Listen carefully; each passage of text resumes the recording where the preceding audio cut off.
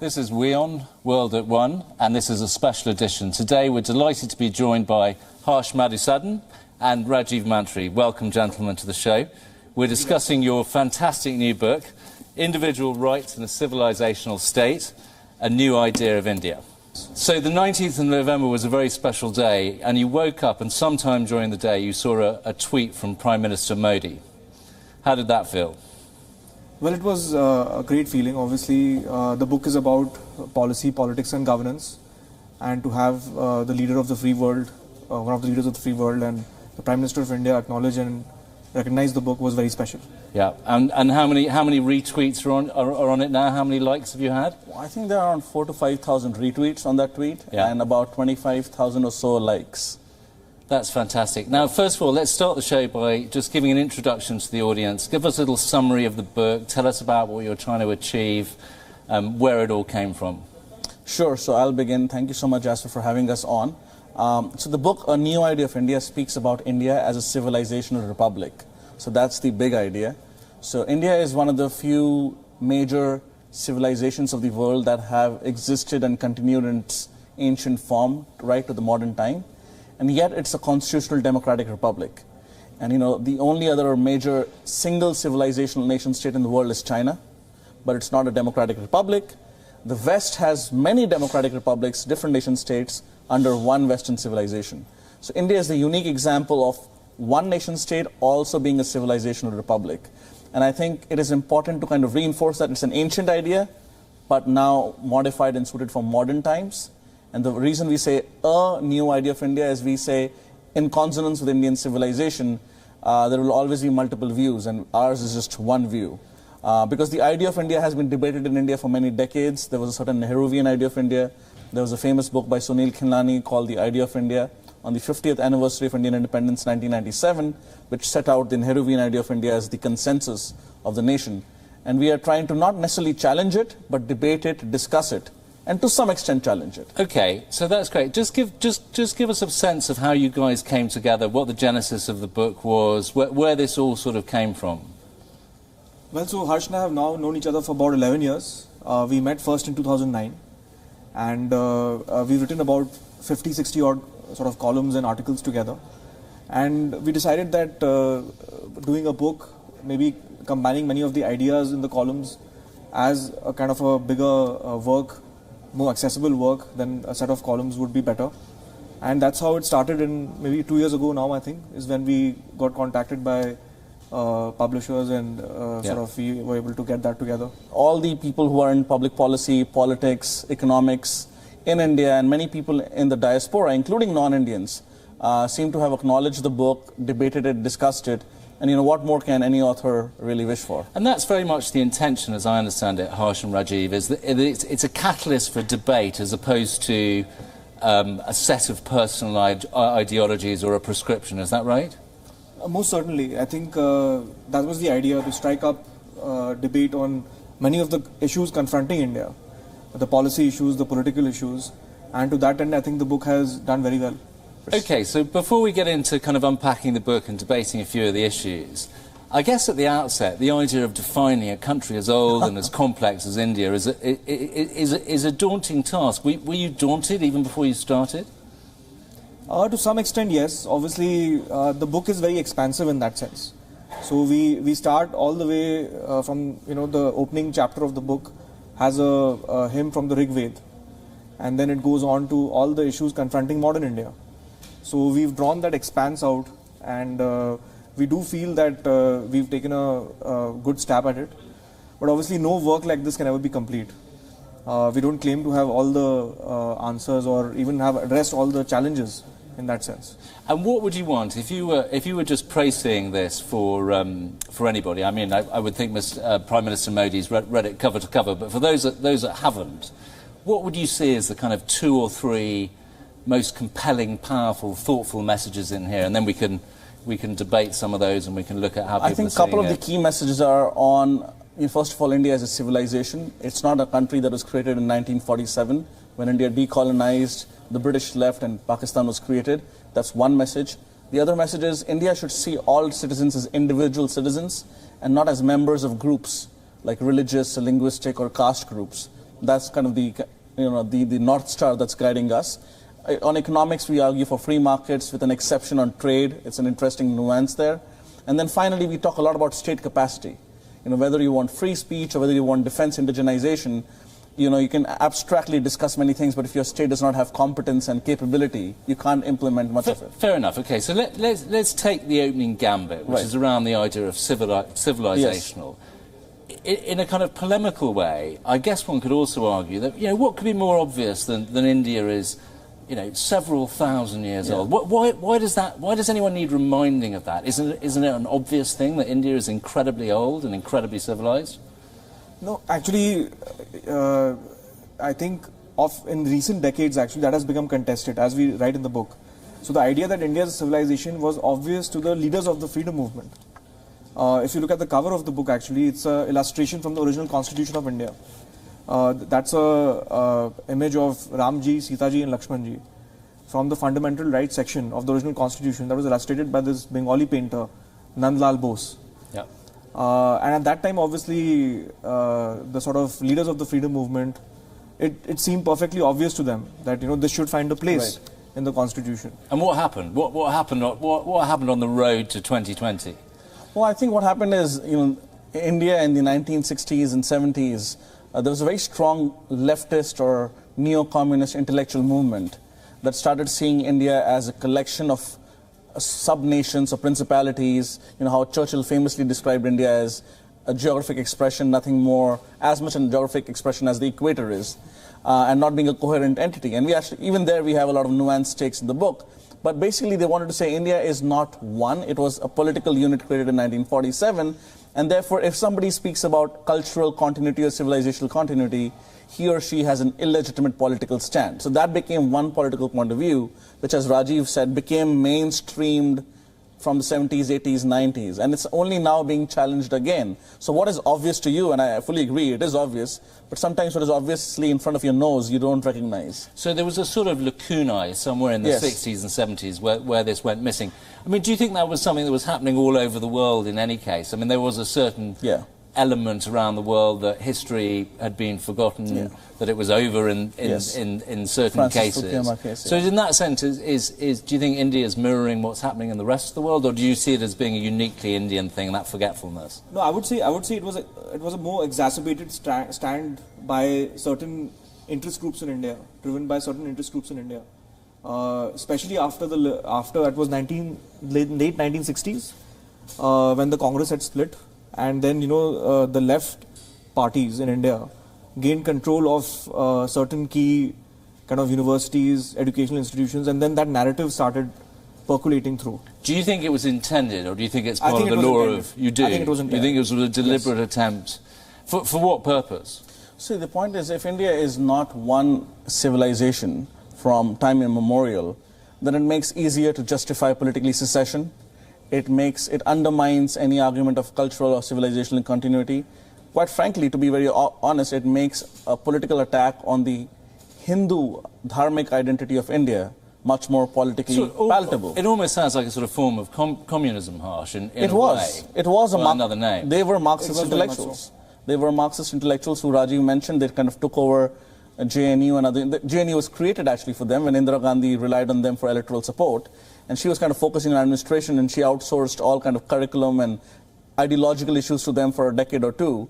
And that's what we are now dealing with, the after effects of which in many ways. So we're actually reclaiming something that should be obvious, as you rightly mentioned. And do you think, I mean, famously, of course, as we all know, living in India, as I do, as you do, famously, of course, we have a great demographic advantage here, given our youth. Are the ideas in here, do you think, commonplace amongst the young, millennials, Gen Z, or do you think there's a need to sort of reawaken some of that civilizational knowledge? I think intuitively, a lot of people would sort of, these ideas would resonate with a lot of people, but often people can't place, why they think in a certain way or how they should think in a certain way with a framework. So I think what we try to do with the book is provide a framework. It's India's rich heritage. It's the most important thing. But do you think sometimes it goes missing because frankly, in one's day-to-day life, it's a second-order consideration. Well, I think part of that is, yes, economic. We are a poor country. We don't have time to understand, rise the Maslow's pyramid, as it were. But I think, as you said, there's a rich heritage. And if you were to graduate from a Western university till 20, 30 years ago, as you did, like Oxbridge or the Ivy League in the US, you had the great classics courses. You would study Homer, Iliad, Odyssey. In India, we have a perverted definition of secularism, under which, if you want to study the Ramayana and the Mahabharata, you're pushing Hinduism in state policy. And the problem, the way Hinduism is it's difficult to define where religion begins and where culture ends, right? It's all interlinked. So just to avoid that debate, what we did was we don't teach these epics, which are much longer than Iliad and Odyssey combined, and which really inform our day-to-day existence. We don't teach them in formal education. We learn that through our grandmothers. We see that on TV serials. And it's basically a jugaad, so to speak, about our own heritage. And that's why many of us are deracinated, and that's very unfortunate. We use the term deracinated in the work. Let's talk a little bit about what you've just mentioned, which is the phenomenon of how the majority, according to you in the book, have in a way been marginalised. I mean, some people would struggle to understand that concept. Talk us through the idea that somehow, by an accident of history or politics, the Hindu majority has been, in your terms, disadvantaged. Because many would look at it from the outside of you and say, how can that possibly be the case that there's disadvantage? Let's talk a bit about that. No, I'll just pick up on one thread actually in how the Hindu community is actually discriminated almost by the government. So in the control of religious institutions, so most Hindu religious temples, institutions are actually under government control. And then obviously India asserts that it is a secular country. So whereas mosques does that make sense? And other religions, they have autonomy, they have control of the religious places.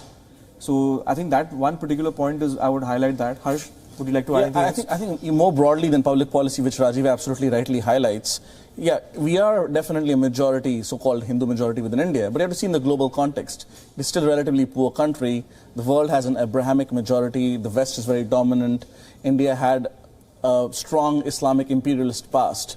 And Islam and Christianity are proselytizing religions. Within the global framework, Hinduism is a bit of a minority, especially an ideological minority. But are people concerned about that day-to-day, Harsh, in India, just pushing back on you a bit in the sense that people's horizons might be much more limited than that, and granted, the Abrahamic religions might be absolutely bigger, but... You're right, which is why in the 60s and 70s, people could get away with that politics. As India is getting richer, and there are more and more people who try to seek meaning in their identity, in their self, in the civilization. That is why there's precisely now a pushback. And there was not earlier when we were even poorer on a per capita basis. But if we I mean, we've talked before separately about how these ideas link to the rest of the world. Is that idea about a recognition of certain aspects of Hinduism, the Hindu faith, which itself, is a non-proselytizing, open. It's an open type of religion. But would you draw a parallel with the need to protect and think about all of those? It's more than it's an institution; it's a faith. With, for example, nationalism in other countries. Yeah, I think to some extent. I think Hinduism, because it forms, or dharma is probably a better word, forms the bedrock of Indian civilization, which you write in the book. There's similarly patriotism or nationalism for a place like the US. In Europe, nationalism has very negative connotation because of the two world wars. Yeah. But let's see the US. Their civic religion is their constitution. But India being much more ancient, it is civilizational while not being orthogonal to the constitution. So our civilizational identity informs our constitutional value, which in turn informs our patriotism. Is this Trumpian? It's not Trumpian. We are not trying to bring back some kind of discriminatory past.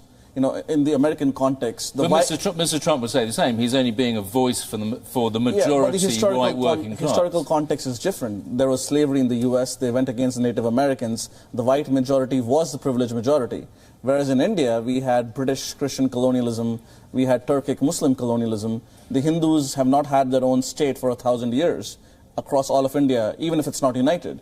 They've had it in different parts of India. So even though that sounds a bit politically incorrect, the historical contexts are completely different. Hindus have been the underdog in a political sense. No, and partition was a reality in 1947. And then, of course, it's like if Canada and Mexico were part of the US and then they were partitioned based on some ideology, and that ideology was further kind of pushed down through public policy in what remained the United States, it would be a very different context to what the Trumpian context, which is nativist. You know, they're against Mexican immigrants who are Christians, who are just slightly darker, you know, some more melanin in the skin, and beautiful culinary diversity. Whereas in India, if you now allow illegal immigrants from Bangladesh, which was Bengal, remember, West Bengal is in the eastern part of India. It's called West Bengal because there was an eastern Bengal that's no longer part of India. And therefore, we must recognize the different realities. So in essence, what we're trying to say is that the ideas of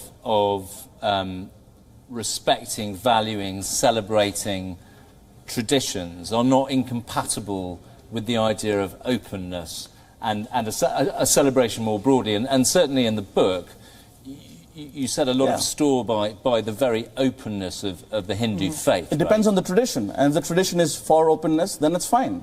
So it cannot be neutral towards tradition. Let's pan out a little bit. I mean, you know, our strapline is world is one. So one of the things we'd like to do is try and put this in the international context. And let's talk first of all about positive discrimination, which when, to my understanding of the book, is put down as one of the things that has, in essence, weakened modern India by creating preferences and also creating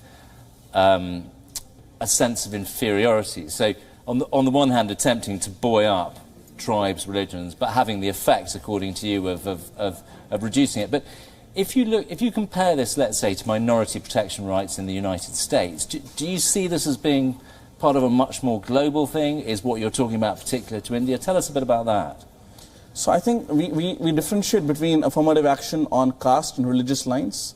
And we say caste is fine for the moment so long as there is some sunset clause, because there is a history of discrimination on the basis of caste. But if you have affirmative action in the name of minority religion, especially if those minority religions are proselytizing, you're de facto incentivizing conversions away from the majority Hindu community. But does that matter? Of course that matters. Why would any community vote and pay their own taxes to incentivize conversions away from their own selves? What is there to worry about in the sense that if one's comfortable with the idea of all faiths, the idea that someone's converting someone... Because the idea you convert to, that faith is not comfortable with the idea of all faiths. They might have a view that if you don't believe this, you go to hell. And one of the chapters we have in the book, which is called Kashmir, Pakistan and Karl Popper, we make the case that Popper, obviously the famous historian of science, one of his key ideas was don't tolerate the intolerant. Yes. And we make the case for that through the lens of what has happened in Kashmir, and even touching upon the history of partition. That can this be, or should this be permitted in an open society? And can the freedoms of an open society be used to destroy it? And just to answer a previous question, this kind of debate is global. For example, look at what's happening in France. Right? France is this kind of laissez-faire model where strong individual rights, you're French, we don't care as a government what other identity you have. And they're struggling like between liberty and laissez-faire. Like, should they allow face coverings in publicly funded schools, colleges and offices because it produces separatism? That's what Macron is talking about. As per what Macron has articulated as French values, he's standing up for French values.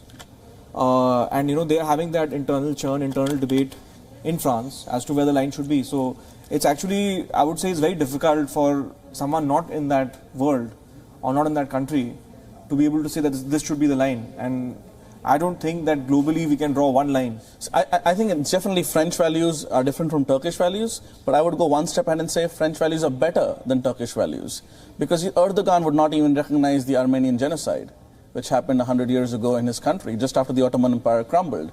And therefore, he is speaking against India, which does not have laissez-faire. We have a very perverted definition of secularism. Going back to the period in modern India where there was a kind of wholesale, in your terms, forgetfulness around some of this stuff. Yes. That coincided with a period, if you took my father's generation, if you'd said to someone then that people would fight, if you said to them in the 60s, people would fight wars of religion, people would have laughed at you. Yeah. But on a global level, the debate around faith, creeds, and the whole way that fits with state and society is a live one. So to that extent, what's being described in here is just part of, a broader global phenomenon, trend, isn't it? It is the Huntington thesis in a way, right? The clash of civilizations. So modernity, prosperity in much of the world, and increasingly so even in this part of the world, has still not done away with certain questions of what the values are. Well, that's Those right. values remain. In fact, to That's some right, extent, isn't it's brought it back. Yeah, it's brought Well, I back. think that's right, because again, you would have said probably at any time between the 60s and 80s that it was a dialectic between communism and capitalism, and that one would win. Yeah, exactly. Now, one ostensibly won, but actually all that's really done is to leave people unsatisfied, and therefore, I mean, look at how many people come to India Right. to discover their faith Exactly. from all over the world. From the Beatles' time to now. So basically, when capitalism won and Soviet Union collapsed, Francis Fukuyama famously said it's the end of history and the last man. And he's obviously kind of revised his thesis a bit now. And even if it's not a clash of civilization, it's at least a recognition that we are different some civilizations. differences. Yeah. And there was a time when, as a hippie, you could drive from Western Europe to Afghanistan. But then the 1979 Islamic Revolution happened in Iran, and then so many other dominoes fell. And now we are in a stage where we cannot run away from this question, and either we speak about it in euphemisms, or we speak about it openly but humanely. But do you think, Harsh and Rajeev, and one of the things you talk about in the book is the innate kind of insecurity of the Indian in the face of the world, right? To some extent. To some extent, and that might be overstating it, but a sense of that despite the power, wealth and history of India, in the modern age there's been a certain latent insecurity. Yes. Do you think now, through books like this, through the gathering of India's strength, some of that sense of confidence that was there in the past is now returning? People have the time on hand, actually. I mean, just simple math, right? We have 1.4 billion people, almost $2,000 per capita income, so we are 2.8 trillion, let's say. The US is 330 million people, $60,000 plus per capita, 20 trillion. Yeah. So they have 4 times less the people, but they have 7 times larger economy.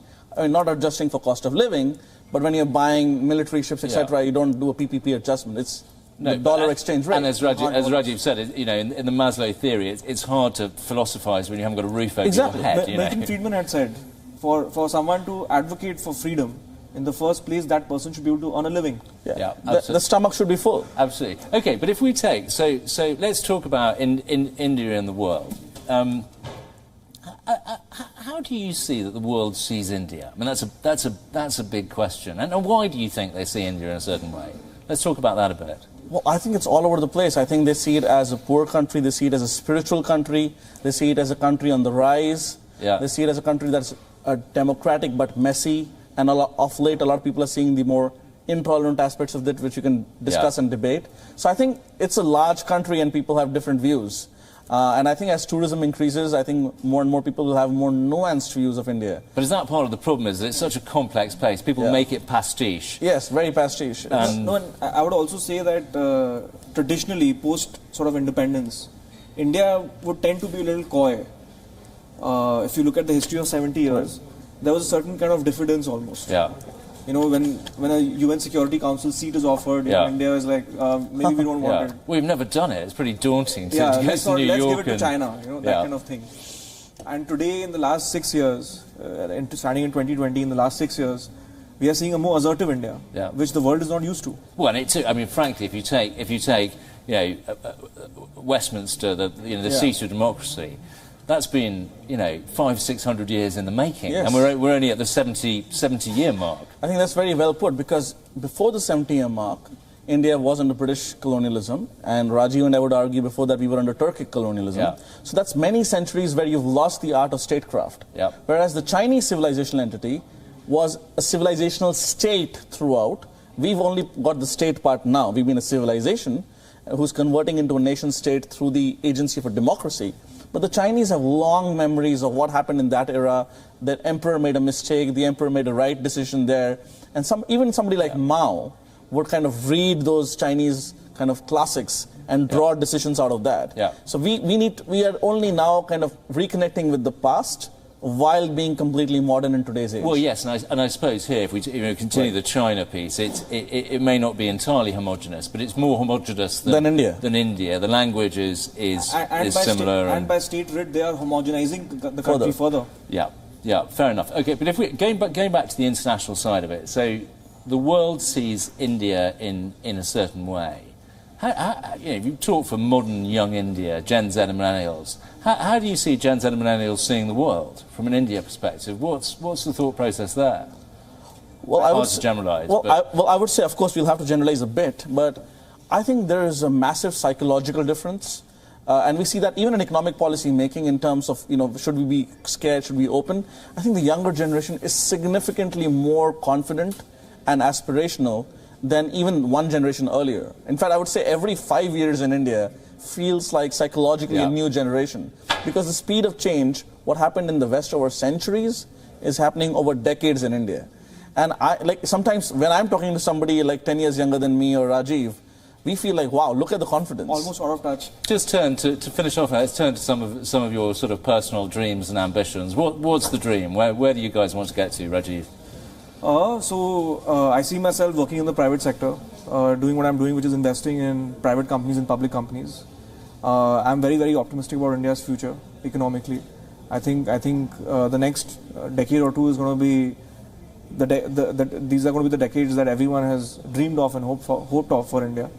So I hope to sort of keep doing that, keep contributing to the public discourse through projects like the book, and make my contribution to building the new India. That's excellent. Harsh? Very, very similar. Professionally, I'm an investor. I'm a big India bull. I'm long India. Very excited about the coming decade. Very excited about contributing to the discourse in whatever little way I can. With my friend Rajeev, separately, however it happens. And we think we are at the cusp of something big here. I think the tailpiece, the postscript is India's moment in the book. And I think in many ways the pandemic has actually accelerated many trends. As horrific and painful as it has been for many families, it's accelerated many economic and technological trends that should actually bring that India moment actually further up. Instead of all the gloom and doom you read about India in pink papers abroad, we think that's actually accelerated the rise of India. Harsh, Rajeev, thank you very much for coming on the show. We really enjoyed that and look forward to having you back. Thank you very much, Jasper. Thank you.